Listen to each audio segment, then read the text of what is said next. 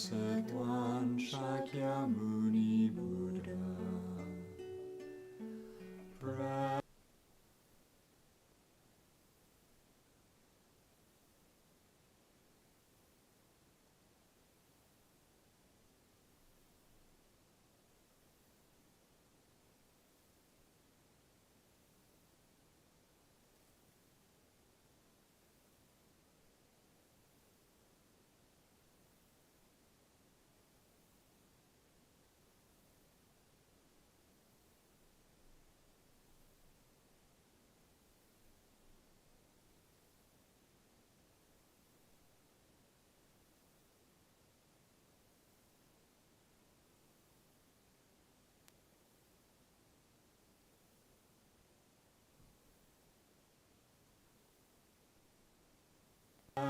Precious treasury of compassion, bestow.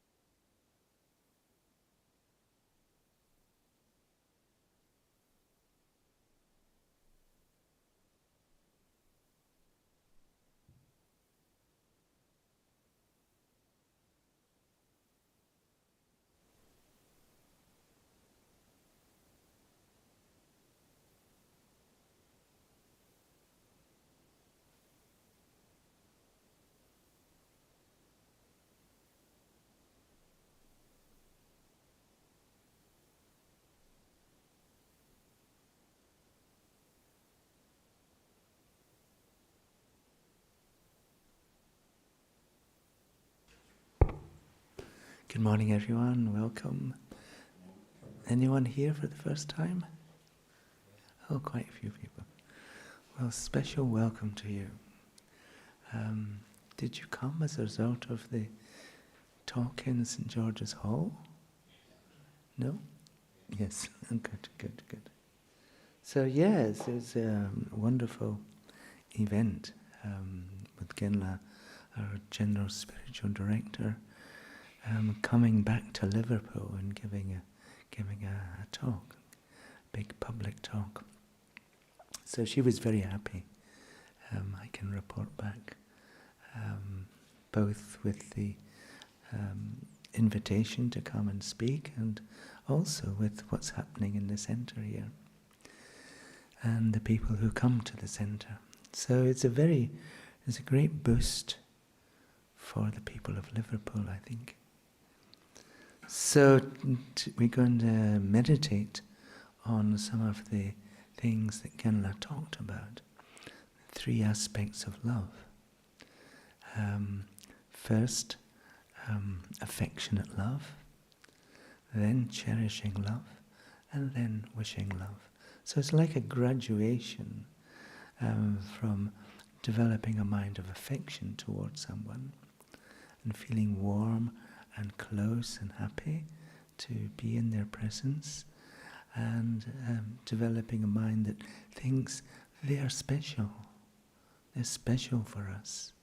And so because we feel that they're special, we want to benefit them. You know, we want to use our energy, our time, our resources to be able to benefit them. And then the mind of wishing love that comes to realize that no one is really experiencing real happiness. Because the things that we use, and the things we seek after to find peace and happiness, just don't work. They're always disappointing. Sorry about that.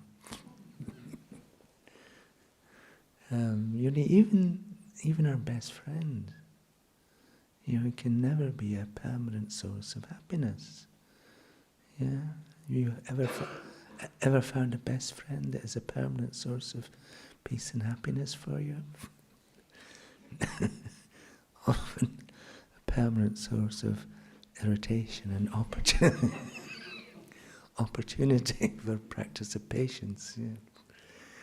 So, but also that today is what's called NKT Day in our tradition, the New Kadampa Tradition Day. So it's a very special day that we get to celebrate Venerable Geshe-la's kindness. Geshe Kelsang Gyatso is the founder of the New Kadampa tradition. This is a part of that New Kadampa tradition. It's like a big family of practitioners and centres throughout the world. Some 1,200 centres in 40 different countries throughout the world. So we're a member of that family, which is nice because if you come to one Buddhist centre, you can go on a world tour of all the Buddhist centres throughout the world.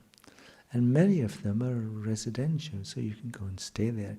You can go and stay in Australia, for example, New Zealand and Spain and Brazil and so on, and North America, United States. The fall festival, we have 3 international festivals throughout the year. One is coming up very soon, which is the Spring Festival, which is held at Manjushri Buddhist Center, which is in the South Lakes. Then there's a Summer Festival, which is also held at Manjushri, the end of July, beginning of August. And then there's the Fall Festival, which is held in different countries. And this year is being held in Arizona, in the temple there, which is near Flagstaff, in northern Arizona. So that will be in... Do we remember? Anyone remember? It's in October, round about October. Yeah, usually the 3rd week. 3rd week in October. There's leaflets outside, isn't there? So you have the opportunities to go there. But today we're going to meditate on the mind of love. And it's especially important that we're able to do this because great scholar Shantideva in the 8th century was writing and giving teachings. And one of the things that he taught was all the happiness in the world comes from a mind that wishes others to be happy. All the happiness in the world comes from a mind that wishes others to be happy, which applies to you. You know, when you're wishing others to be happy, then naturally you experience happiness yourself.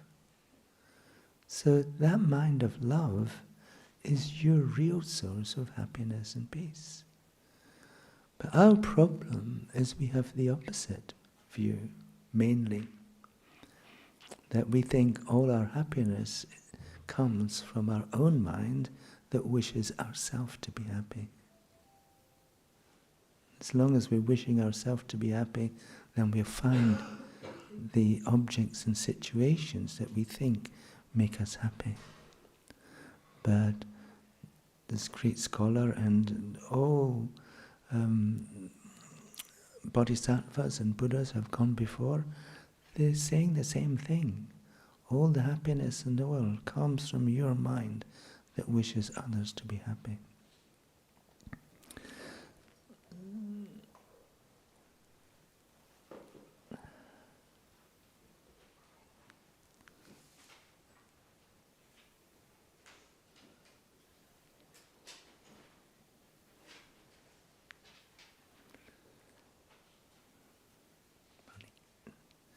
So we'll begin with just a relaxing breathing meditation, and then I'll talk a little bit, and then we meditate on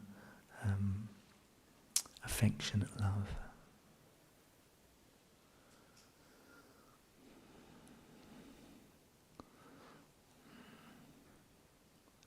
Sometimes we try to meditate, but we find our mind gets even busier than normal. Jumping all around to all kind of various thoughts about the past, what's happening other places, what's happening in the future. And so we find it difficult to focus our mind on one object. So we can try to let go of all these distractions that destroy our meditation by simply imagining that the whole world outside of this room just disappears. It stops appearing to you.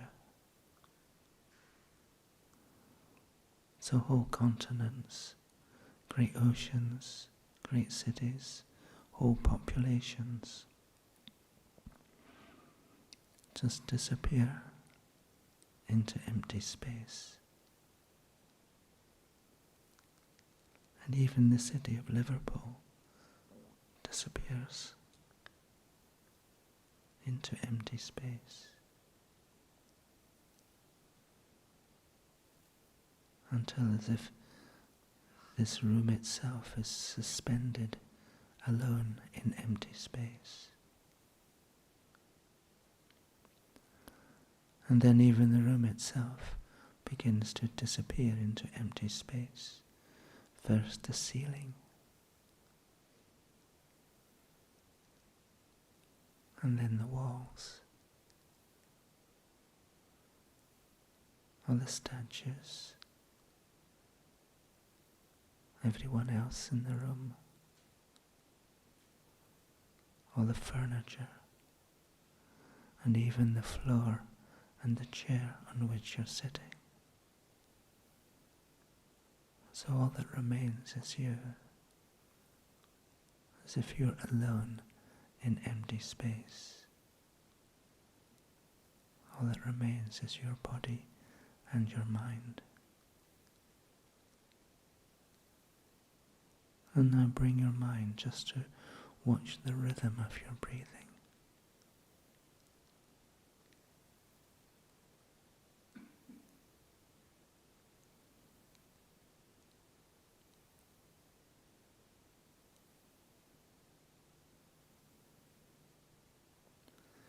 And you may notice a feeling at the tip of your nose as you breathe in. It feels slightly cool. And then as you breathe out, slightly warm. Cool as you breathe in, warm as you breathe out. But the difference is barely noticeable.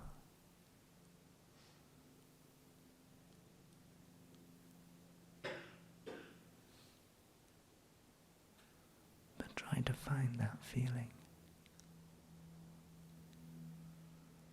And then once you find that feeling, just allow your whole mind to absorb into that feeling.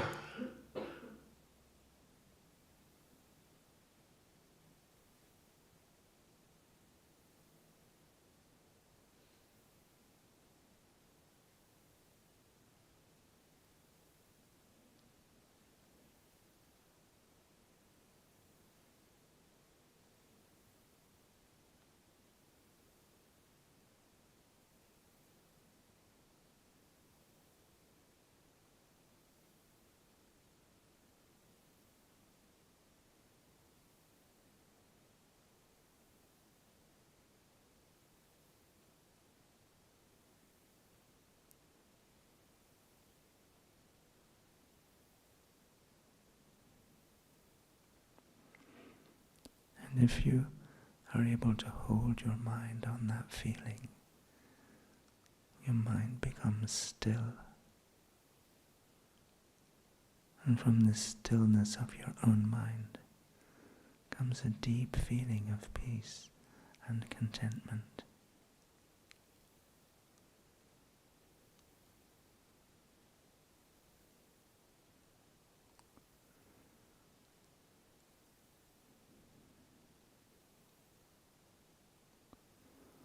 So you can turn your mind now to any feelings of peace and contentment that you have.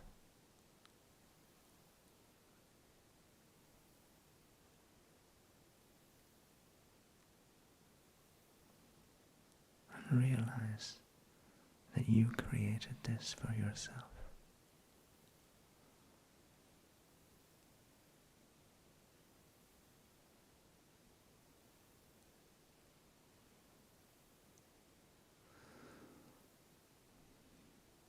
When your mind becomes free from the turbulence of distracting thoughts,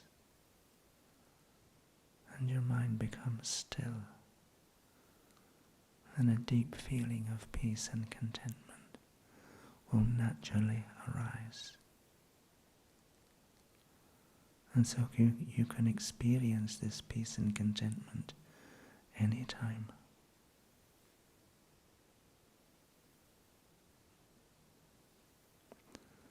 And if you do this simple meditation, 10 to 15 minutes every day,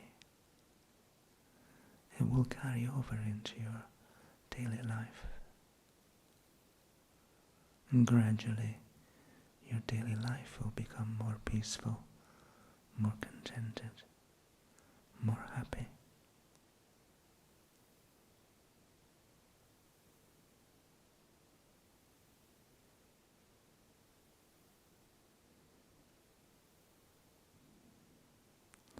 So when you arise from meditation in a few moments, try to keep any feelings of peace and contentment that you have.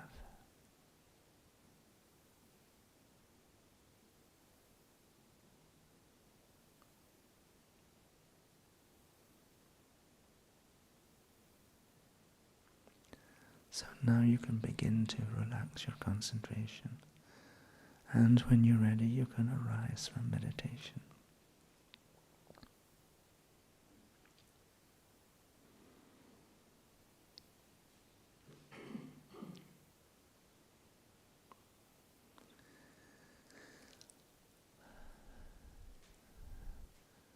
How do you feel and how do you think when you meet a complete stranger normally?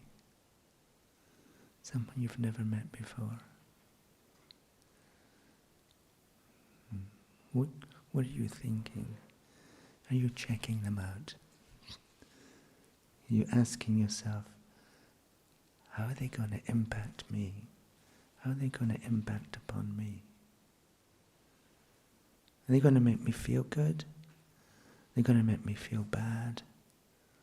Or are they just going to be neutral? So if they're going to make me feel bad, then they can just go away. I don't want to be involved, engage with them at all. But if they make me feel good, then I want to engage with them. Because I want to feel good myself. Yeah. So independence upon that way of thinking, but we're just thinking about ourselves. We have a mind of attachment to our own peace and happiness. And so we view everything that appears in our world in this way. Is it going to make me feel good? Is it make me feel bad? Or what? If it's just neutral, then I'm not particularly bothered about it. It can come and go, whatever, it doesn't matter. So, but in the process, we're just pursuing the root cause of our own problems and difficulties. Because the root cause of all our, well, not the root cause, but the main cause that arises from the root is this mind of self-cherishing. We think that I'm so important, that my happiness, my wishes are so important. You ever think like this? You ever felt like this? Can you imagine, if you're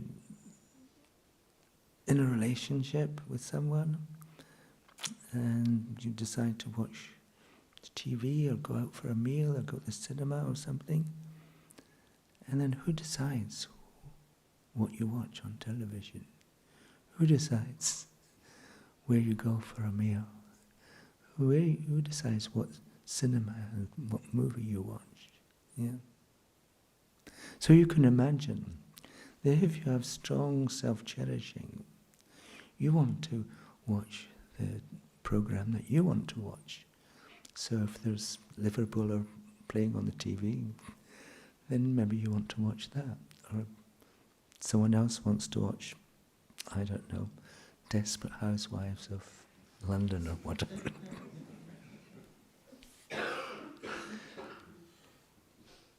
So the last thing you want to watch is either football or Desperate Housewives. So anyway, whatever your preference, you just rush into the television room, you find the remote, switch it to your channel, and then hide the remote. So what's happening then? You get to watch what you want, but the other person is unhappy. For two reasons. They're not getting what they wanted, but also they're feeling that they're uncherished. You're not cherishing them. And so, and in the process, because you're just cherishing yourself, which is a source of lack of peace, lack of happiness, you're not feeling good about yourself either, because you engaged in all this trickery. So how would it be if instead we just rush in to the television room, grab the remote, switch it to the channel of the other person, what the other person wants to watch, and then just leave the remote and then just say, oh, we'll just watch what you want to watch. So I would say this is a win-win situation, because A, you are cherishing the other person. You're developing this mind that cares for the other person. And they feel cherished, and so they're happy. And they're getting to watch what they want, but also, interesting, you might find out something different. You might find that you actually, if you just allow yourself, you might find that you can actually enjoy something that you thought was complete horrible, you know. And so, acting out of kindness for other people creates a win-win situation. Everybody wins. So we're actually adding to the amount of happiness that exists in the world. You're happy because you're caring for someone else. They're happy because they're being cared for, and so on. And if you just cherish yourself, then everybody's losing. So, how do we get to that stage? Well, it all starts with this mind of affectionate love. Developing this mind that thinks, oh, this person is interesting to me. For good reasons, because if you check, as Genlan Dekyong said, everyone is kind to us. Everyone is kind to us. And having affection for other people, coming to begin to become more loving towards other people, has many good results. Because if we're just acting out of selfishness all the time, then eventually we'll just lose all our friends. You know, we have this special friend and they feel they never get cherished. There's always a feeling of a competition between the two. And so, and this feeling of competition is just stressful too. And so the relationship is kind of creating the seeds of its own downfall. But if both persons are cherishing each other, then this is like a glue that keeps the relationship going over time. So imagine, you know, everybody in some way or other believes that we've had previous lives, that we've had past lives. Perhaps you can imagine when you were a prince or a princess. Yeah. No? Or a great scientist, a great politician, a great head of state, or whatever. And so if we think like that, essentially we're going along with the view that we've had previous lives. So every time we have a life, we're born. And every time we're born, we have a mother, someone who gives birth to us. And so that the nature of mothers is generally to care for their children. Yeah, in this life we had a mother who cared for us. If she hadn't cared for us, we wouldn't be sitting here. Sometimes we have, even although we have difficult relationships sometimes with our mothers, then, but we still have been cared for in some way or other. When we were born, our mother was delighted to see us in general. You know, she clasps us to her bosom, and kept us warm and kept us fed. And when we were growing, she wanted us to learn all kinds of things, so she taught us all kinds of stuff. She sent us off to school to get an education, and was delighted when we came home again, and so on. And so on and so forth. And so throughout our lives, we had someone who was caring for us. And it's not just the mother of this life, it's the mother of past lives. So we are not the only ones who take rebirth from life to life. All the mothers that we've had since beginningless time, they have taken rebirth as well. So they were reborn into this life, into this very time that we have. So where are they? The problem is we can't recognize them because the minds to which our mothers appeared in our past lives. So those minds have disappeared. But if our mother of this life were to pass away, we wouldn't stop thinking of her as our mother. So there's no reason that we should think of all the mothers of our past lives, that they somehow or other stop being our mother. Just because they were taking rebirth and we don't recognize them anymore. So this is a very interesting view about the relationships between ourselves and other people. And it's very profound if we actually think about it. So imagine you were in a social gathering and someone said to you, there's someone I want you to meet. And they take you over to the side and you see someone waiting to meet you. And you're introduced, and the host says to you, I'd like you to meet your mother of your last life. I'd like you to meet your mother of your last life. How would you feel towards this person? In some way you'd come to know that to some extent or other that were instrumental in who you are right now. Yeah. And so it would come to be easy to have a feeling of affection towards them. No? No?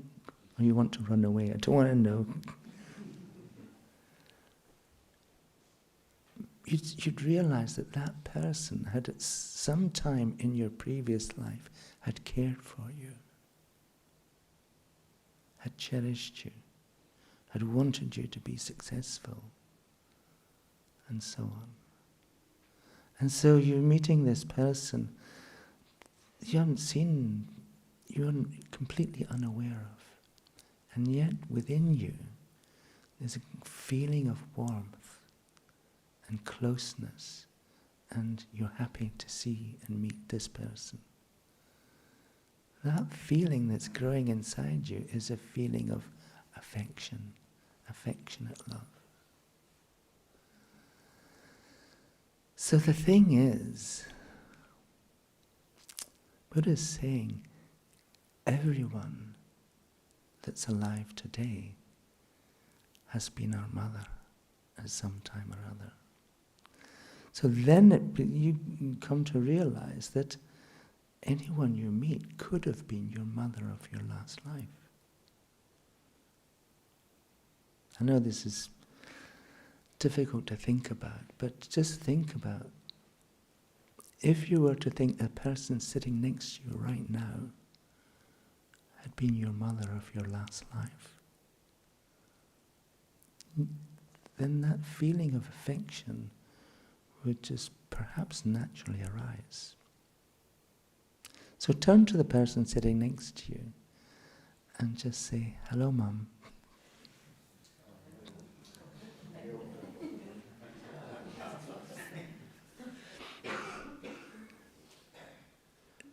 Just using those words just opens up a possibility that you can have a relationship with this person. One minute they're a complete stranger, the next minute there is some relationship coming from your side, some feeling of warmth and affection. So the reality is we could have this for every person that we ever meet. So, well, let's meditate then.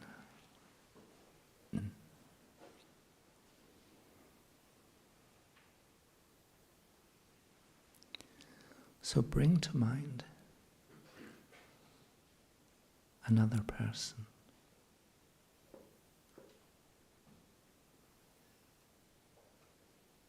Or perhaps a small group of people.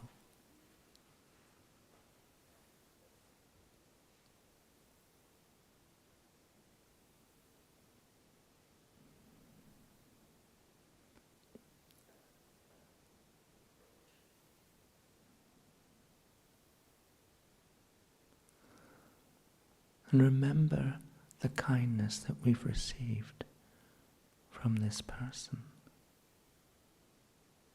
Either because they were our mother at some point in time, or because they've engaged in activities that caused us to receive benefit.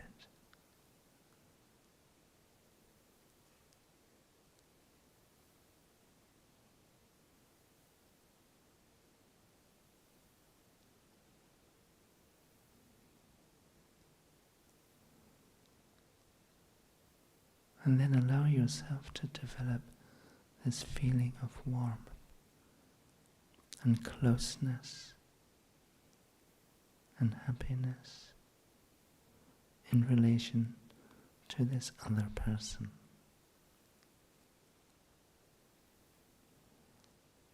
You want to become close to them.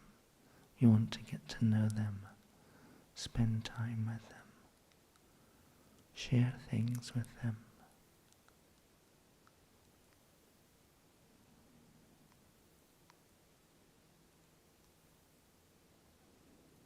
And as that feeling grows inside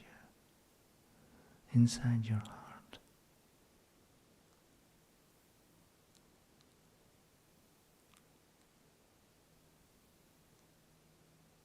you're enjoying this feeling of peace and happiness and connection.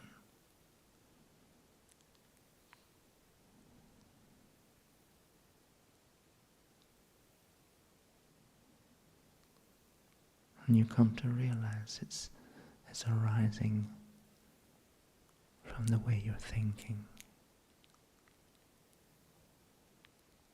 This feeling of affectionate love is coming from your own mind.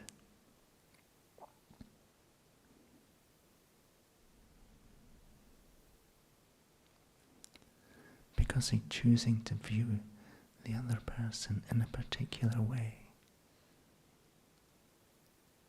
This feeling of happiness and peace is arising from your own mind. So just enjoy this mind, this feeling of closeness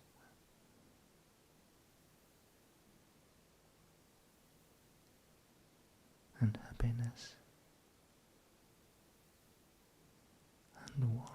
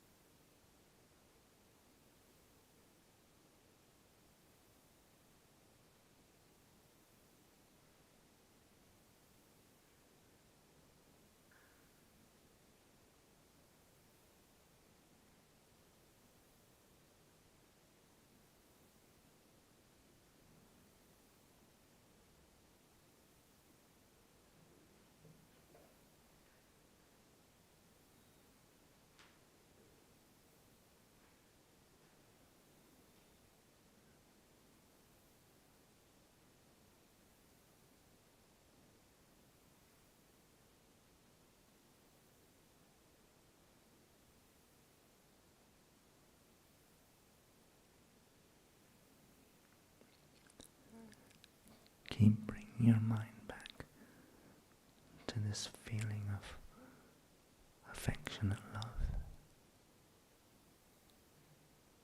towards another person or group of persons.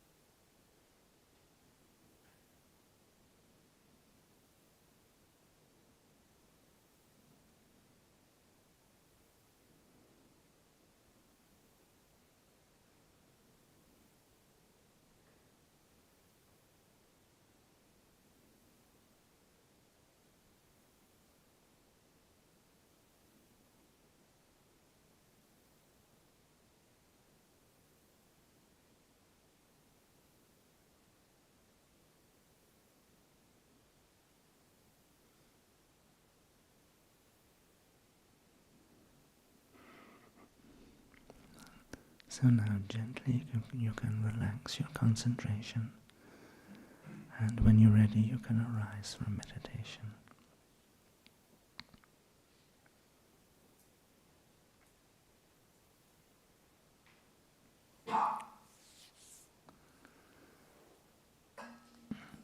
So when we have these minds of affection, we kind of grow them outwards to be able to encompass more and more people. Yeah.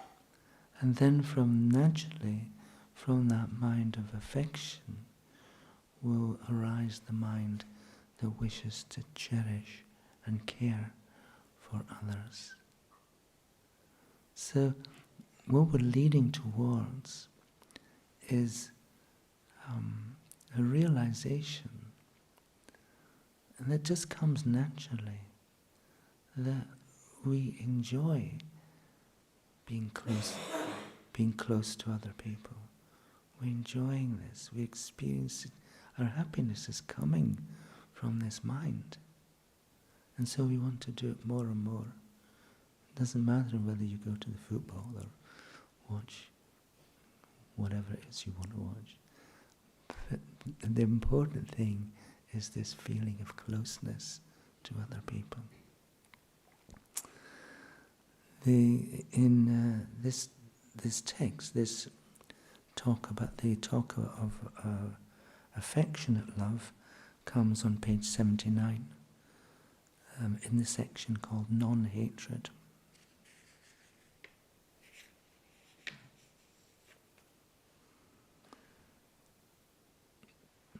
What is affectionate love? When from the depths of our heart, without attachment, that's attachment to our own self, we feel very close, warm and happy towards someone. This is affectionate love. It makes our mind peaceful and balanced, free from anger and attachment. It is also called equanimity, because we're feeling, this balanced mind is essentially a balance between ourselves and others, and also between the appearance of other people. We're beginning to feel the same way. If we're free from anger, then we can have this mind of affection towards everyone. And gradually this mind of affection will just crowd out anger. It becomes impossible to be affectionate towards someone and be angry at the same time, which is nice. Because anger is just destroying your happiness. and your potential for happiness. So also on page 100, there's two sentences that's amongst my favorites of this whole text. It says, the path to enlightenment is very simple. All we have to do is stop cherishing ourselves and come to cherish only others. So this is from this mind of affectionate love. We begin to see that our source of happiness comes from our relationships with other people. And changing the focus from ourself towards other people. And so being able to stop cherishing ourselves, stop thinking about only our own happiness. Stop trying to get to the front of the queue all the time. Yeah, stop wishing to get the best seat, the best piece of cake, and etc., etc. And think that other people, push other people to the front, give them the best piece of cake, and so on. So in the process, we're cherishing others. And we find ourselves the joy and happiness that comes from that. And of course we want to do more, until naturally we're just cherishing others so much we stop cherishing ourselves. It's just a natural process. And then because we're cherishing others so much, then comes this mind of wishing love. We just wish to be able to bring real happiness to everyone.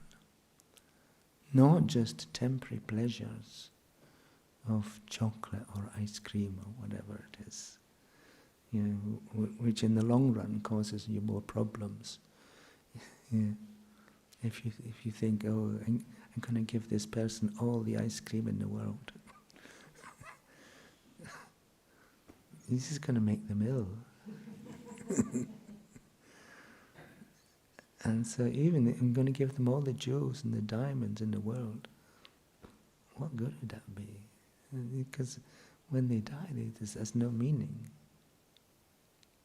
But if we change their minds, if we enable them to have these minds of affectionate love and cherishing love and wishing love, then that's what they take forever. That's what they've got forever. And then now you've given them something that is a real source of happiness. And you do this because you realize this is your real source of happiness. And so you're happy to give them with this mind of wishing love. So we'll stop there. One of the features of this short retreat is it's silent between the sessions. So no talking between the sessions. Cherish others by not talking. Thank you.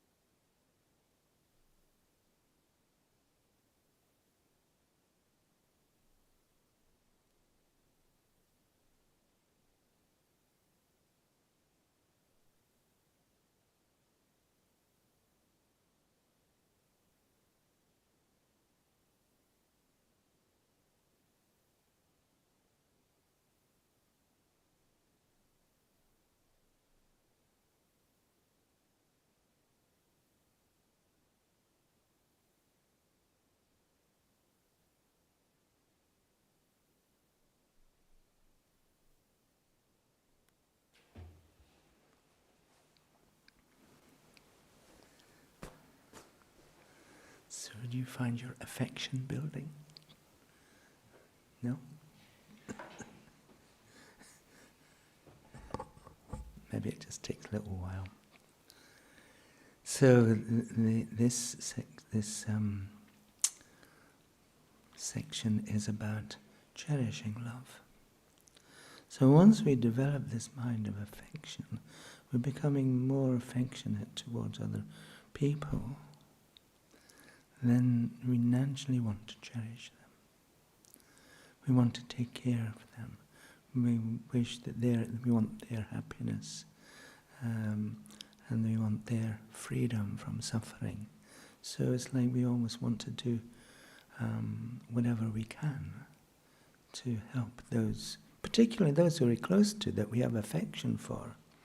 But gradually, if we're training in affection, then gradually our circle of concern is increasing and spreading outwards. Yeah, we're beginning to feel this affection towards more and more people. And then, as we're developing this mind of affection, then naturally from that comes this mind of cherishing. So this cherishing love is essentially going to follow as our mind of affection goes outwards and outwards. This mind of cherishing is going to follow that mind of affection. So we find that we're concerned more and more about the happiness and freedom of other people. And in the process, we become less concerned. We begin to feel that our purpose is to benefit other people. And that our usefulness or our purpose in the world, our meaning in the world, is to care for more and more people. Until eventually we care for ourselves only to the extent that it enables us to care for other people. And our whole purpose becomes other people. Our whole purpose becomes others. I'm not saying you give up your day job or you abandon your friends and your close relationships or change your style and get your hair cut, doesn't matter. You don't have to wear yellow robes or whatever in order to accomplish this. You just remain natural. There's in another text called Universal Compassion, there's a beautiful piece of advice that says, remain natural while changing your aspirations. So ask yourself, what do I aspire to? What do I aspire to? What do I aspire to? Have great wealth, great reputation, so many friends that I can't deal with them all, and so on. But what do you aspire to? You're aspiring to be able to bring benefit to other people, to actually have the power to bring benefit to other people. Sometimes we have this mind of compassion, but we don't have the wisdom to understand how to manifest this compassion and make it work for other people. So it's like we need to develop these two things, both compassion that arises from this growing mind of love, but also wisdom, very special wisdom that understands the real nature of things, not just as we perceive them with our sense awarenesses, but as we come to understand at a very deep level. But that's for another day. Yeah. So we begin again with a brief breathing meditation.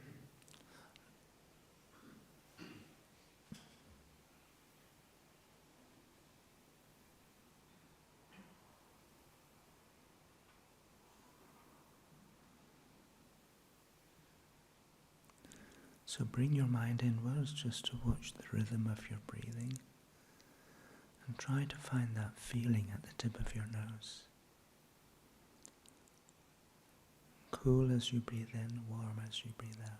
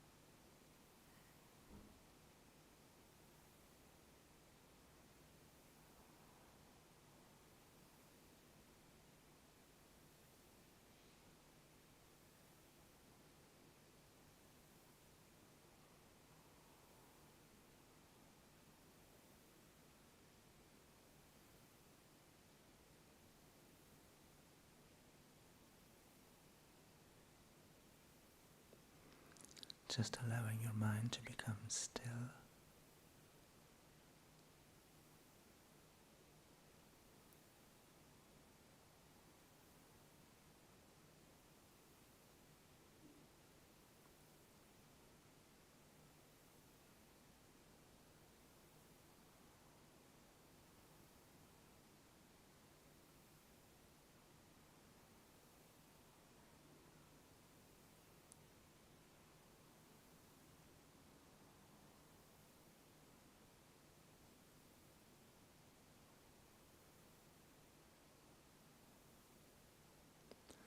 And enjoying the experience of peace and contentment that arises when your mind becomes still.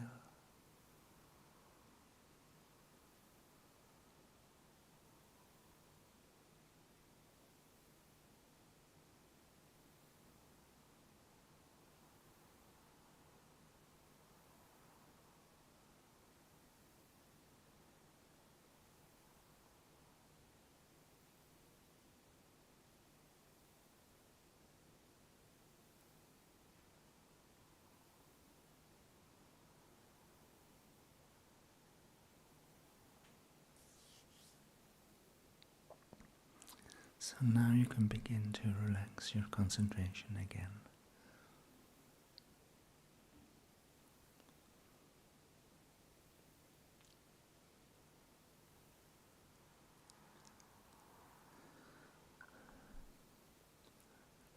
Becoming able to be thinking about the welfare of others. You know, when people we're close to them, and then we start wishing for them to be happy, and so on. Why is it difficult for us to want to cherish other people? And part of the reason is that we view ourselves as so important. We're so fixated with our own good qualities. Are we not? I'm I'm so special. You know, I have all these amazing qualities. And so, if there are other people who don't have these qualities, well, they can't be so amazing as I am. Yeah. So when we've erected a barrier between ourselves and other people, just because we're focusing on all our good qualities.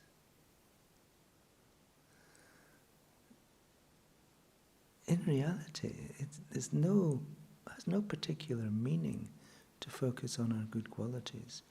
We'd be much better examining our faults. So this is one of the first things that appears. There's a chapter here called Learning to Cherish Others. And then there's another chapter that follows that. It's called enhancing, cherishing love. In enhancing, cherishing, and develop this mind that wishes for others to be happy, we've got to remove these obstructions, these barriers that we erect because we think we're so special.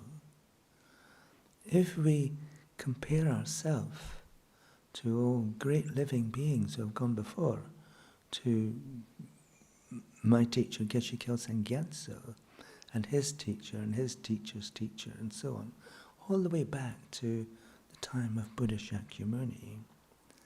So if we compare ourselves and our normal actions and behavior and ways of thinking and compare us to them, we realize we're not so special. Yeah? That we have qualities that are actually pretty meaningless. They don't... If you think the most meaningful things we could do to live our life, the most meaningful thing we could do would be to create more happiness in the world and not create more problems and suffering.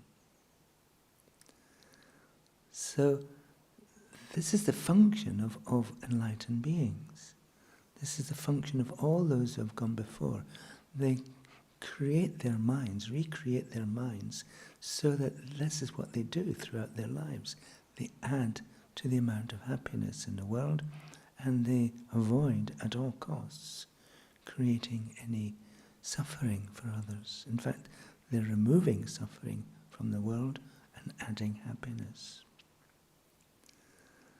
So if we're going to be able to do this ourselves, to make our own life meaningful, then we have to be able to overcome these barriers, these obstructions that we create because we're thinking we're so special. Because when we're thinking we're so special, we're looking down on other people who don't have these same qualities. And yet we ignore our faults. We're so busy looking at our good qualities, we ignore our faults. So there's the first section of this chapter on enhancing, cherishing love is examining our faults in the mirror of Dharma, the mirror of Dharma. So the Dharma is Buddha's instructions. So when we're reading and listening to Buddha's instructions, it's like we're holding up a mirror to ourselves and asking ourselves, do I do this? Am I like this? Do I have this mind of love? Do I have this mind of compassion? This mind of wisdom?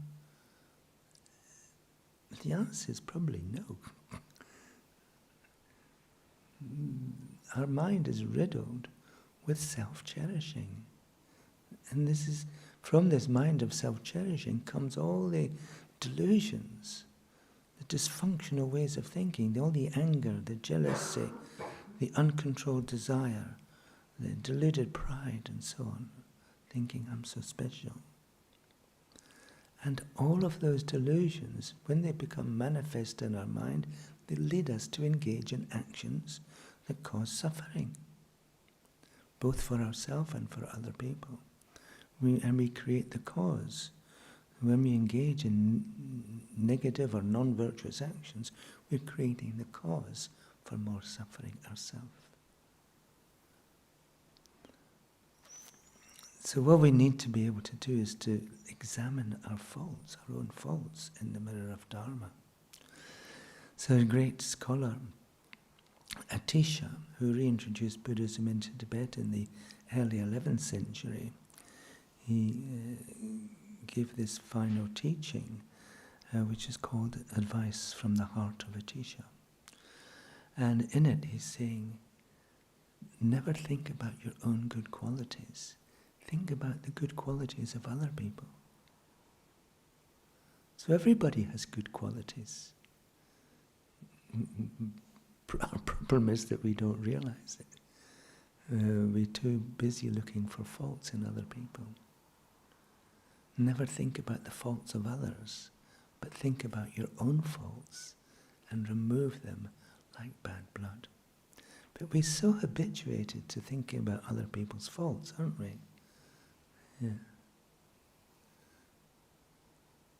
And when we think about other people's faults, what happens? It's hard to cherish other people when you find them faulty. They're so faulty, they're impossible to love. I can't possibly want this person to be happy because they're so faulty. Yeah. But imagine if my teacher Geshe Kelsang walked in right now, or Buddha Shakyamuni walked in right now. Do you think he would see faults in you? Do you think he'd be seeing faults in anybody? Yes, no.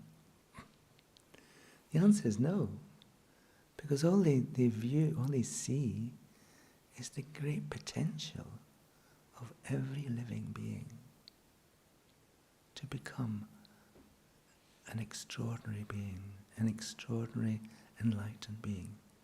That's your potential. That's who you can become. All that's stopping you is your own mind of self-cherishing. So we need to get rid of the things in our mind, like thinking about our good qualities all the time, thinking about other people's faults. What Buddha is saying is, living beings have no faults. There's a distinction between the mind of delusion, like anger, and the person. The anger is just a temporary aberration of their mind. Someone is being angry, it's just a temporary aberration. It's not a permanent aspect of who they are. And the person is different from their anger. You cannot say, I am my anger. Seems like that sometimes, but that's not who we are. Who we are is just the potential of love, someone who has the potential to become completely compassionate towards others and completely wise, of minds of perfect wisdom and perfect compassion. And that's what makes us to become great beings. And it all arises initially from this mind of love. Because from this mind of affectionate love comes cherishing love, from cherishing love comes wishing love, and from wishing love comes the realization that everyone is suffering. And when people are suffering, it's very difficult for them to find happiness. And so we want to remove their suffering as quickly as possible.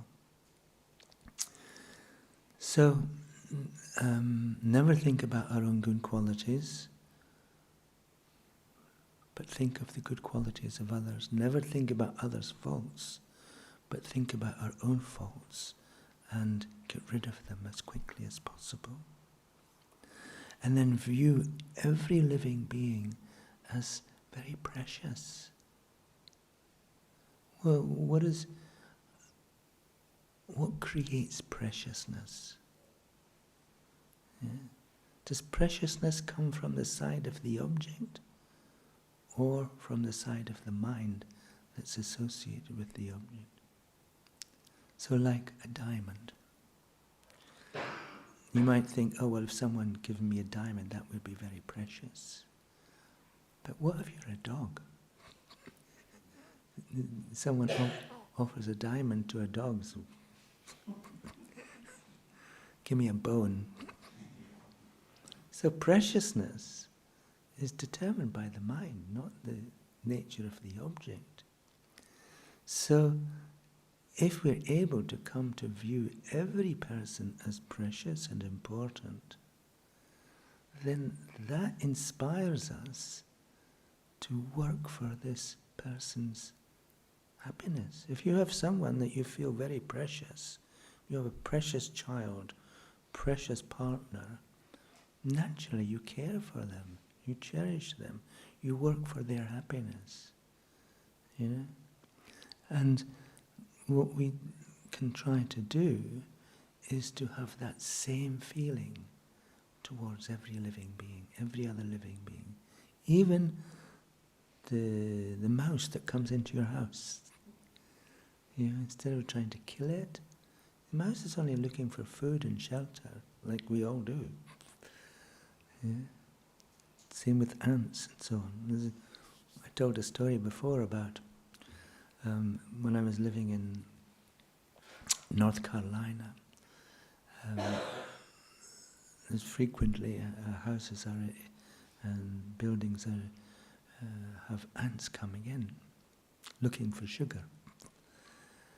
And so we had a stream of ants coming in, and you could follow them. They're just coming along the wall and into the cupboards and going back out again. And so instead of allowing them to come in, what we did is we took the sugar out to them. So we got bowls, plates of honey and other sweet things, and took it out to where their nest was. And so they stopped coming in. So we didn't have an ant problem. So if you think carefully, you can solve all these difficulties because you cherish them. The ants have as much right to live in a happy life as we do. They're probably there before us. You know? And so every living being, everyone who has a face, is a living being, and their happiness is important too, because the ant has been your mother.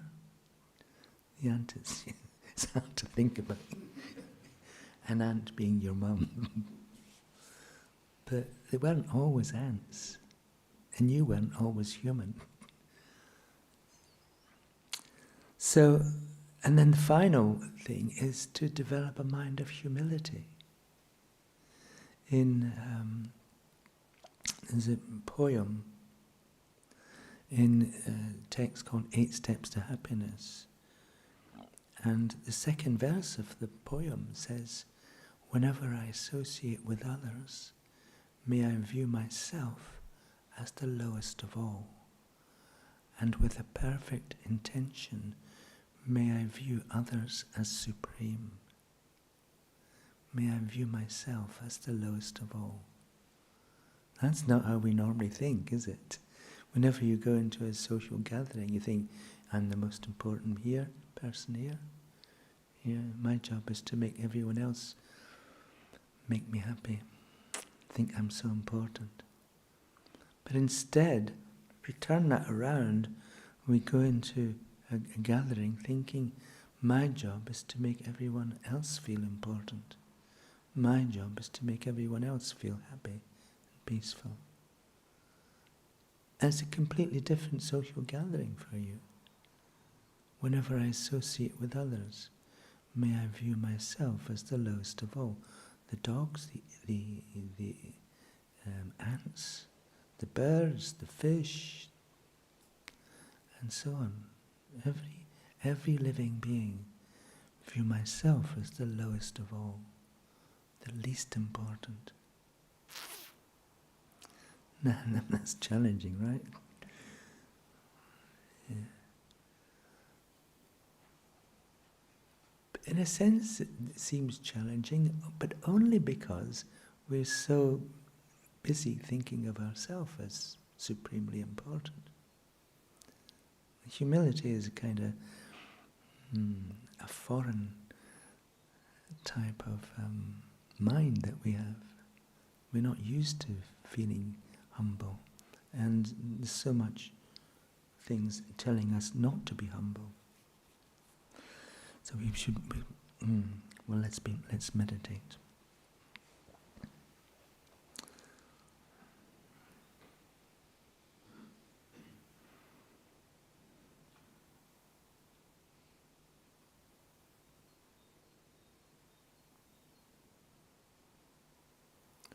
So we just take a as our object the determination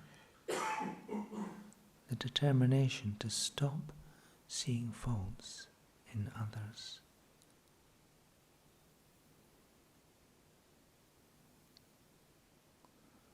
Every time we see a fault in someone else, we create a barrier that prevents us from cherishing them.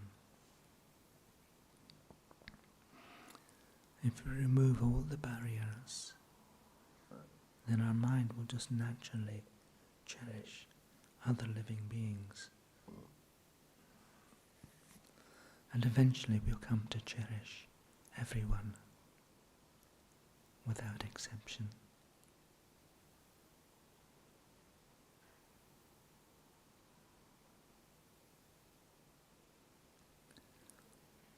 So we focus our whole mind on the one thought.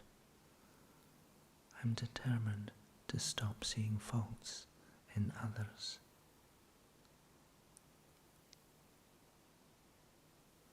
And we just act on that determination day by day.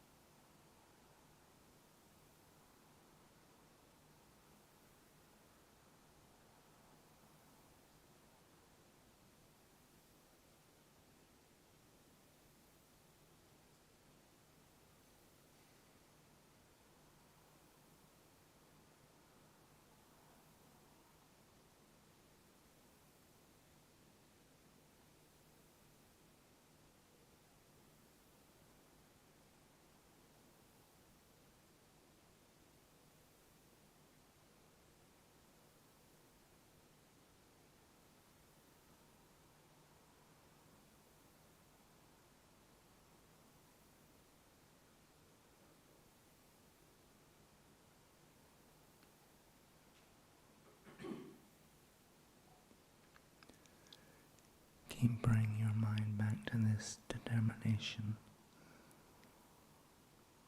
I will stop seeing faults in others.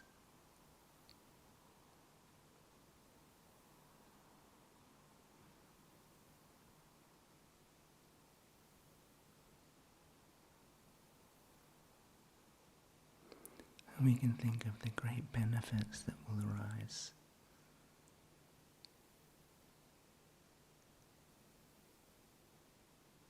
if you stop seeing faults in others. There's no more basis for anger.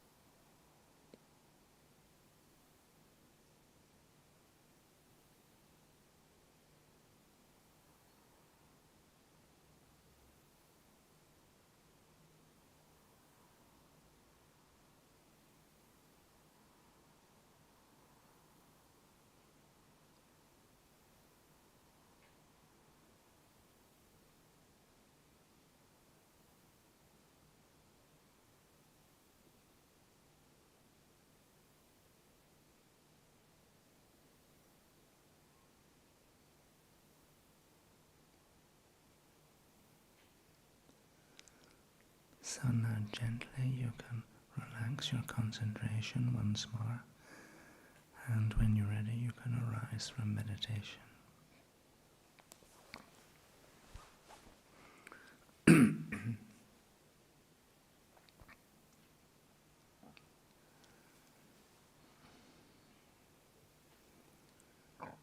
It's a very powerful mind that stops seeing faults in other people.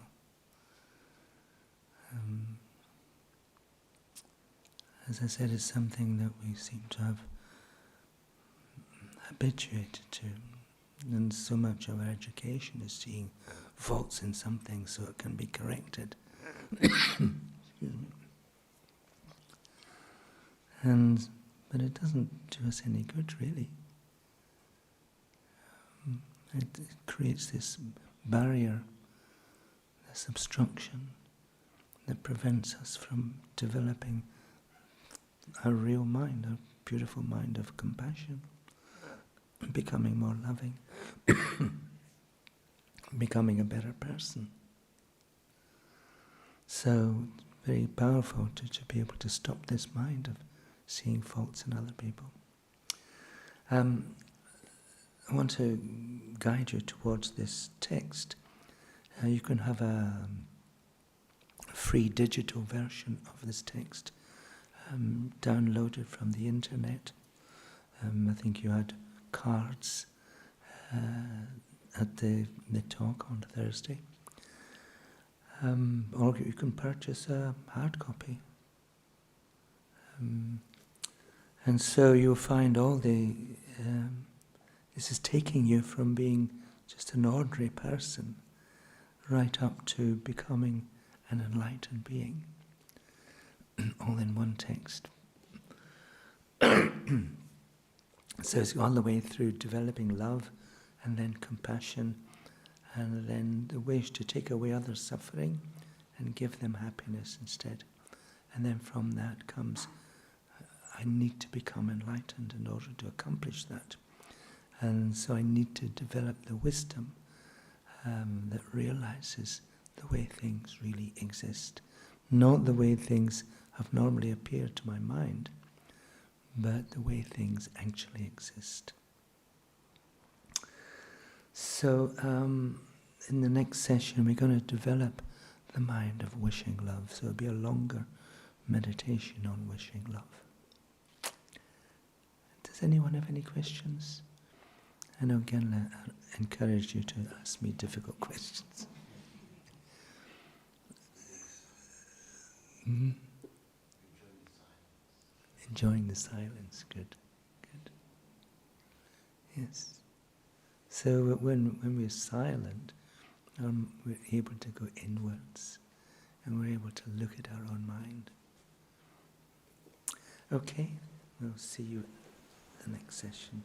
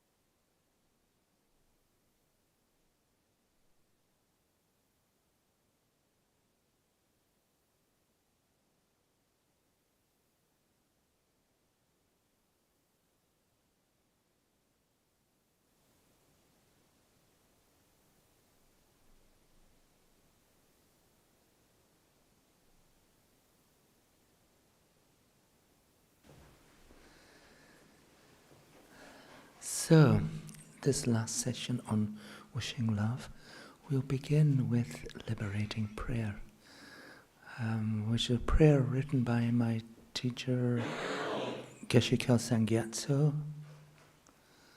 and you find it on a red card.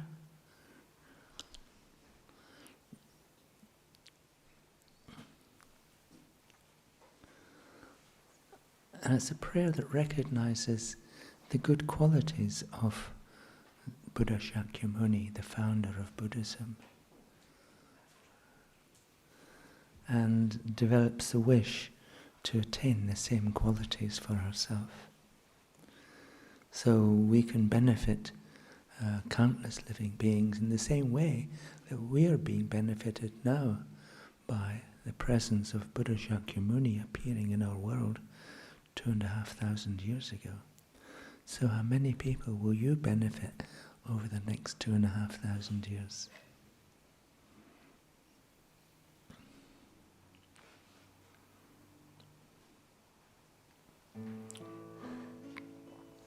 O Blessed One, Shakyamuni Buddha, precious treasury of compassion, bestower of supreme inner peace, you who love all beings without exception, are the source of happiness and goodness, and you guide us to the liberating path. Your body is a wish-fulfilling jewel. Your speech is supreme purifying nectar, and your mind is refuge for all living beings. With folded hands I turn to you, supreme unchanging friend. I request from the depths of my heart, please give me the light of your wisdom to dispel the darkness of my mind, and to heal my mental continuum. Please nourish me with your goodness, that I in turn may nourish all beings with an unceasing banquet of delight. Through your compassionate intention, your blessings and virtuous deeds, and my strong wish to rely upon you, may all suffering quickly cease, and all happiness and joy be fulfilled, and may holy Dhamma flourish forevermore.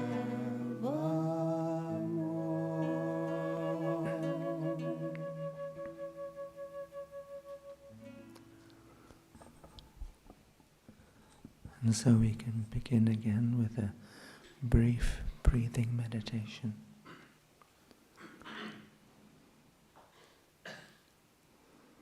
Just allowing the whole world dissolve into empty space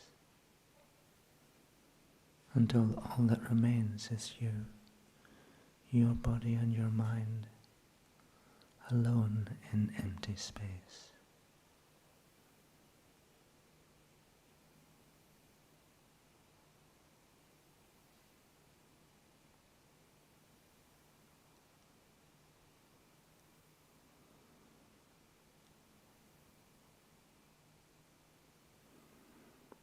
So your mind is free from the objects of distraction. So bring your mind just to watch the feeling at the tip of your nose. Cool as you breathe in, warm as you breathe out.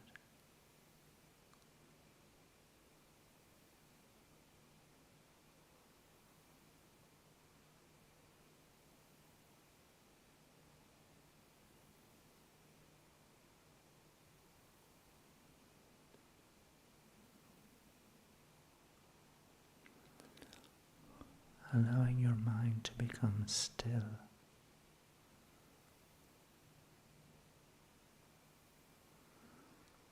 And allowing this stillness to create a deep feeling of peace and contentment.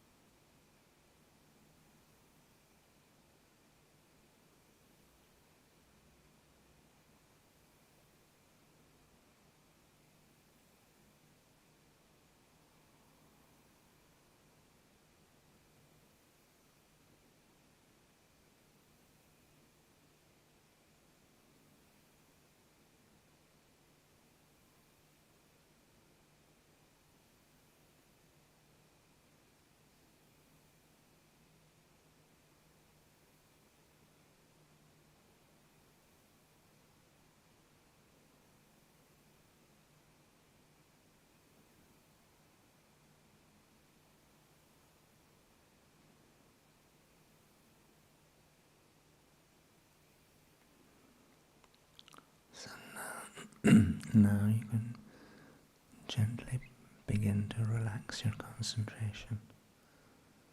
And when you're ready, you can arise from meditation.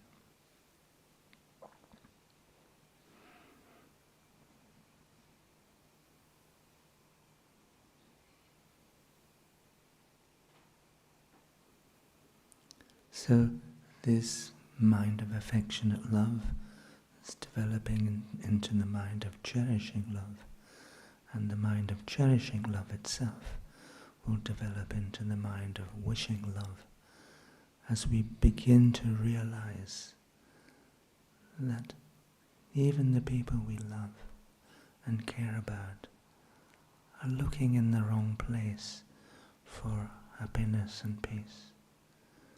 And because they're looking in the wrong place, they never find it. They never find real happiness. Any happiness that they experience is simply temporary pleasures. Like you go on a holiday and you experience some temporary relief from your ordinary life. You come back and your ordinary life continues. And so you're happy on holiday, you experience pleasure and enjoyment on holiday, but you come back and you're back into your ordinary way of being.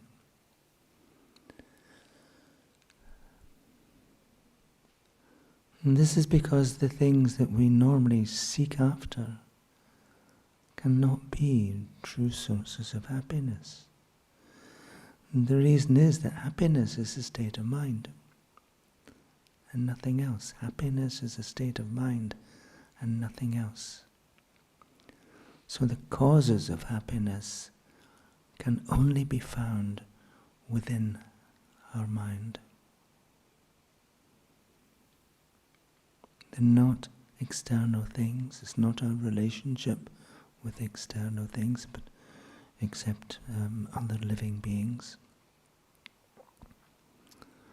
But ice cream and chocolate, not true sources of happiness. You can test this out. When you go out of here, get a big tub of ice cream and work your way through it for the rest of the day and see if you end up being happy. All you'll end up with is a sore stomach. So, and everything is like that, and even your best friend, if you had to spend 24 hours a day with them, 7 days a week, 4 weeks a month, 12 months a year, you'd soon realize that they were not true sources of happiness. You'd be paying for them to go on vacation.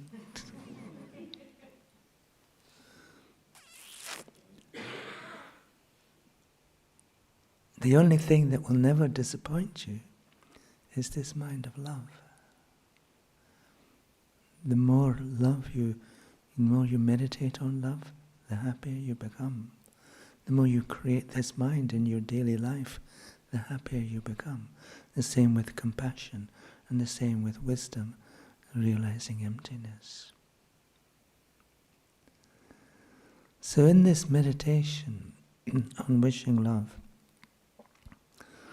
we realize that everyone we care about, indeed every living being, is not finding real happiness.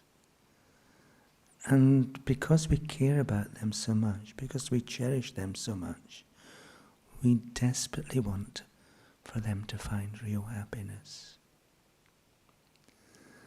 And so we imagine giving our own happiness away to them with this mind of wishing love. Whatever happiness we have accrued, we give it to them. And even our potential for future happiness, we're happy, we care for them so much, we're happy to give away even our potential for future happiness, to give it to them, because we care for them so much. the paradox is the more happiness you want to give away, the more happiness you accrue.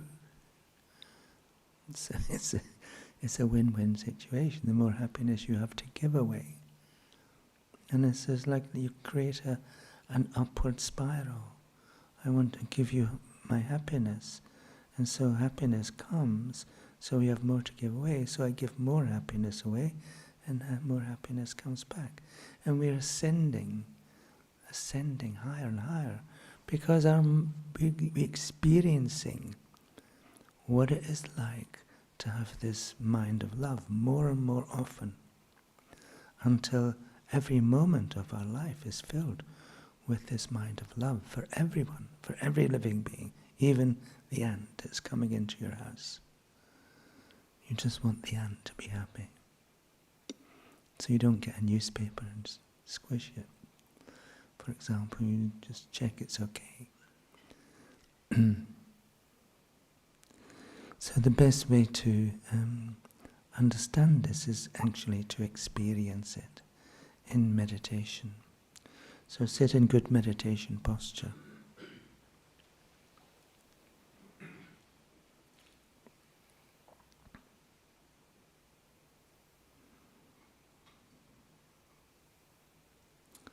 And imagine that you're sitting peacefully in the middle of a vast, flat plain.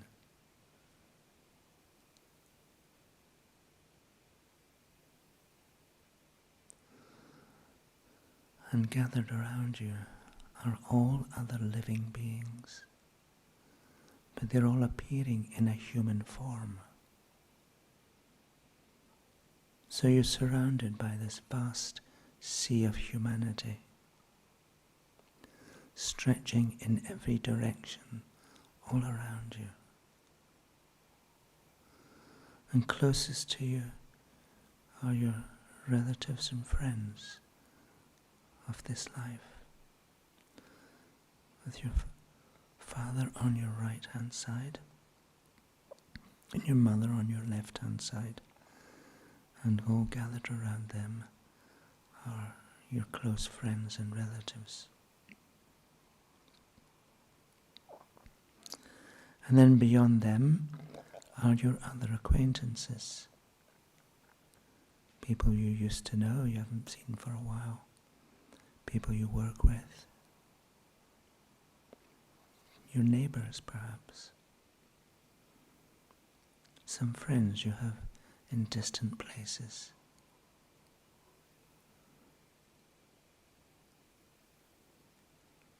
And then beyond your acquaintances are all other living beings, all appearing in a human form.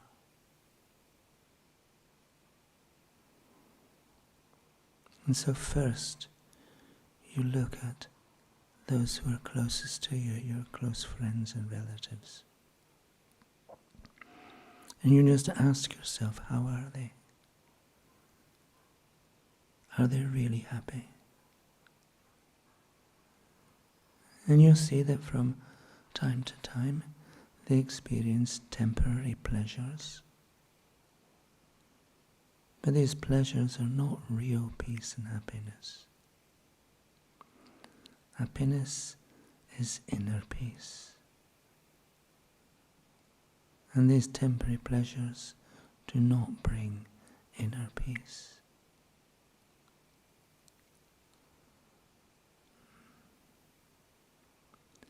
And so when you realize that they're not experiencing real happiness, you have this wish, this intention. Because I care for these people so much, because I cherish them so much, I really want them to be able to experience pure happiness of inner peace.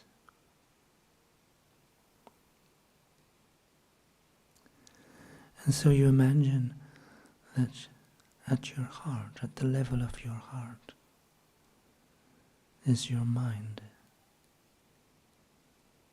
which transforms into a beautiful, wish-fulfilling jewel.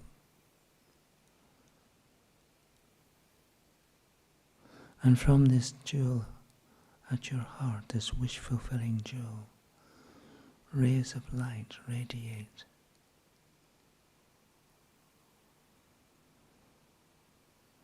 They radiate through every pore of your body. This light is a manifestation of your own mind of wishing love. And it's radiating all around you. At first it touches those who are closest to you.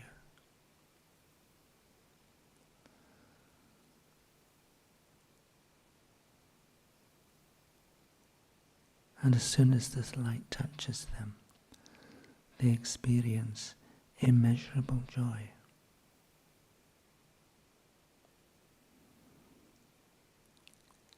Light is radiating from your heart. The manifestation of your own mind of love. And it purifies everyone around you, bringing them pure happiness and joy. And this is permanent.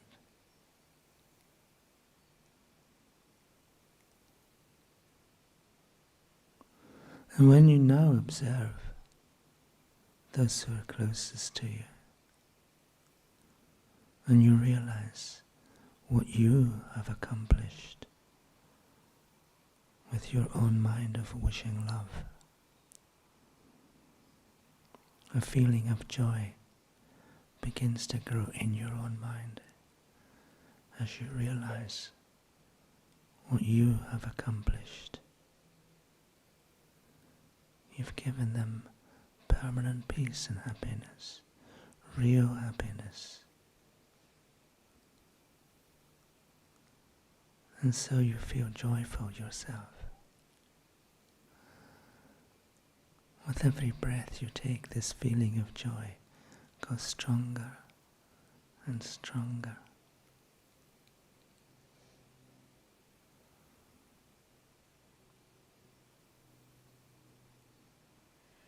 Until your whole being becomes pervaded by this mind of joy.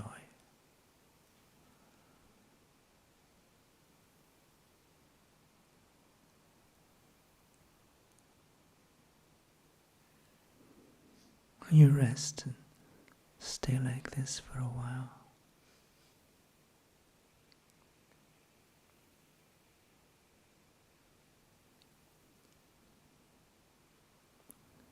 Experiencing the joy of having given real happiness to all those who are close to you.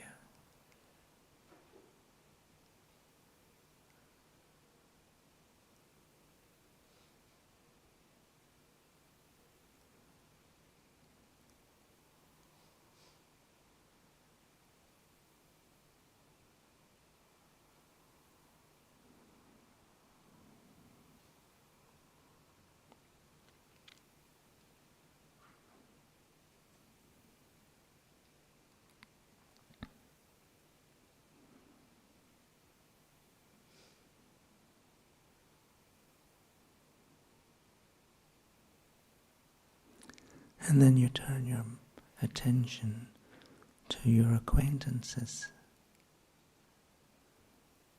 And you do the same for them. You realize they too are not experiencing real joy and happiness, only temporary pleasures.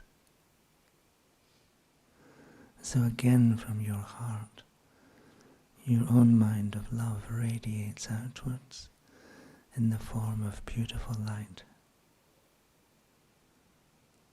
It radiates through every pore of your body, touching all your acquaintances, all gathered around you.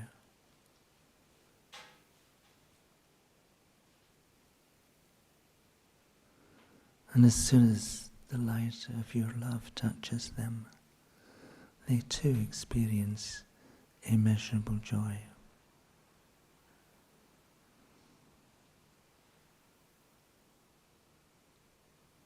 And you can see their lives being transformed. All their wishes are completely fulfilled.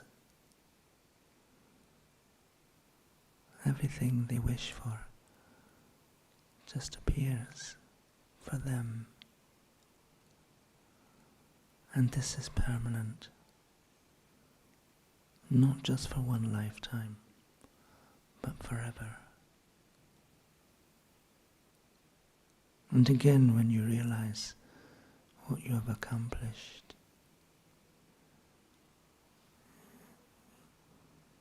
your own mind of joy grows and fills your whole mind. And again, your whole being becomes the nature of joy. And again, with every breath you take, this feeling of joy grows and grows.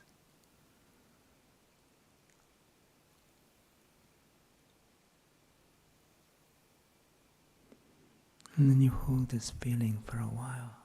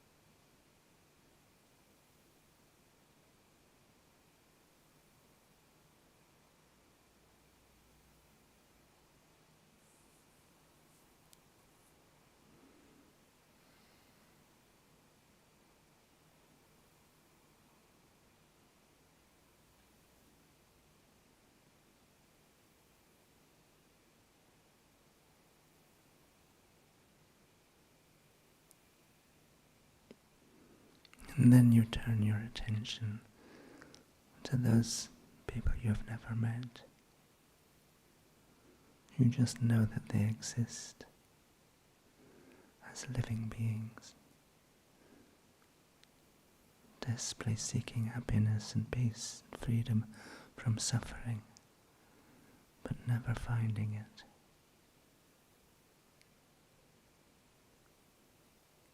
And when you contemplate how they're not finding real happiness, again, you have the thought, I will give them my happiness instead. And all my future happiness, I will give it to them because I cherish them so much. And so from your heart again, this beautiful wish-fulfilling jewel, rays of light radiate. Imagine this light radiating. At first it fills your whole body. And then it's so strong, it radiates through every pore of your body.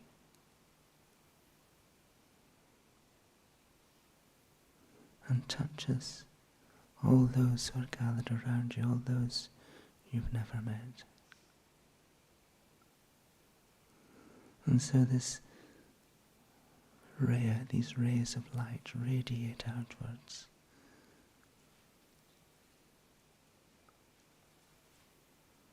And eventually they touch every living being, without exception.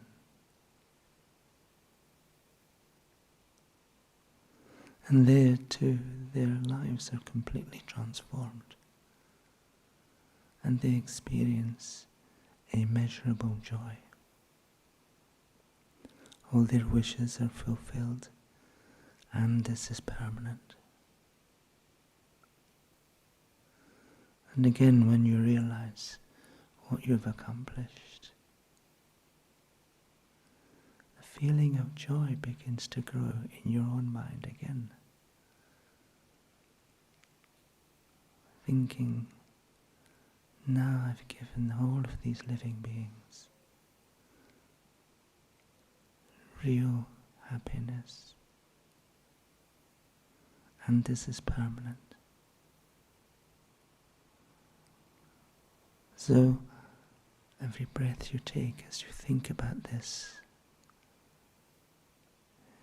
a feeling of joy grows in your own mind again, until it completely fills your mind.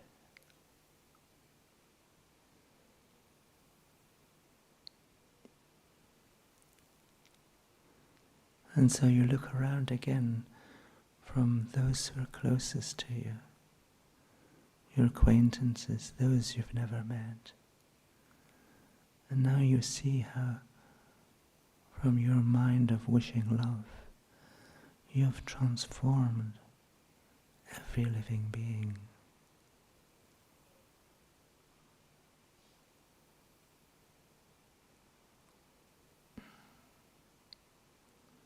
Every living being has experienced immeasurable joy, immeasurable peace and happiness. And so you too begin to experience the same. Again, with every breath you take, your own feeling of joy grows stronger and stronger, until your whole being becomes the nature of joy.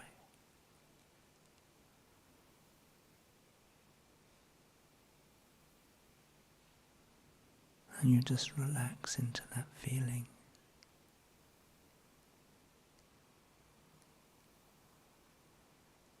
Of the joy arises from your own mind of wishing love.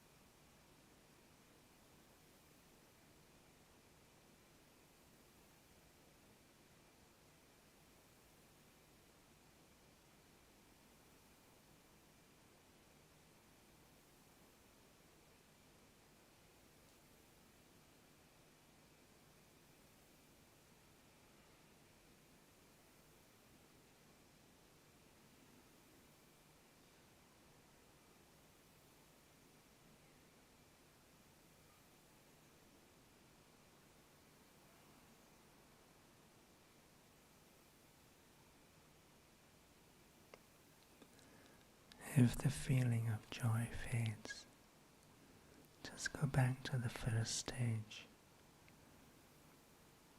radiating love from your heart in the form of white light. This light touches all those gathered around you, and their lives are completely changed. They find real peace and happiness.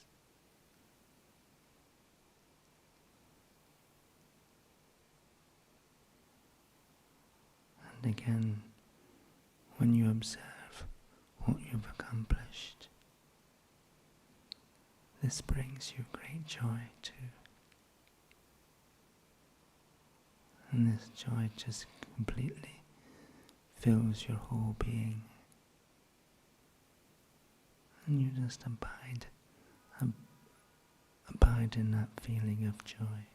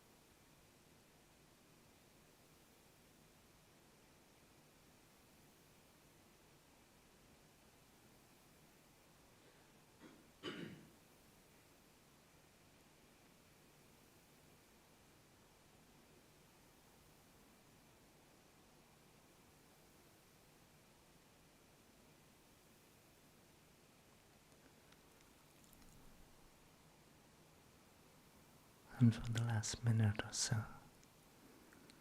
feel this joy.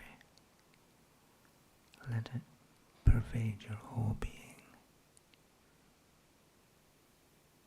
The joy of wishing others to be happy. The joy of giving love to every living being.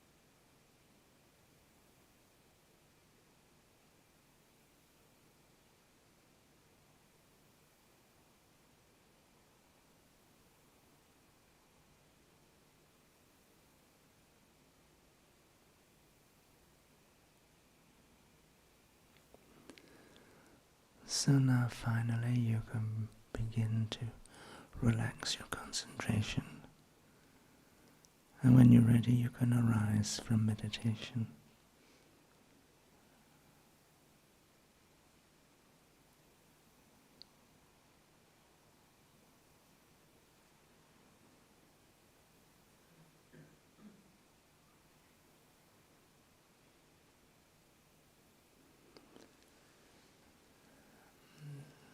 So, if you practice like this, definitely you'll become more loving and considerate and kind, adding happiness to the world and to those around you. And naturally, you're just becoming a better person. So where's the end point of this? This is a natural progression. You don't need to stop, you just keep ascending higher and higher, getting better and better, until one day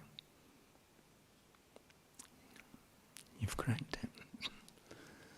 You wake up and say, oh, something's happened, something changed, and you're somehow an enlightened being. You don't need to tell everybody else. All you do is just go around bringing happiness and peace,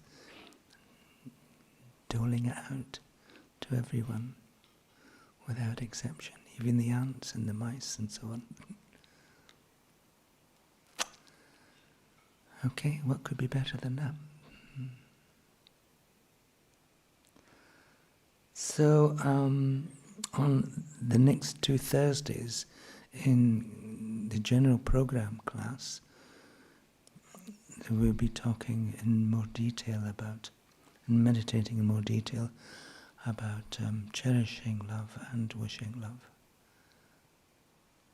So, be there or be square. Thank you so much.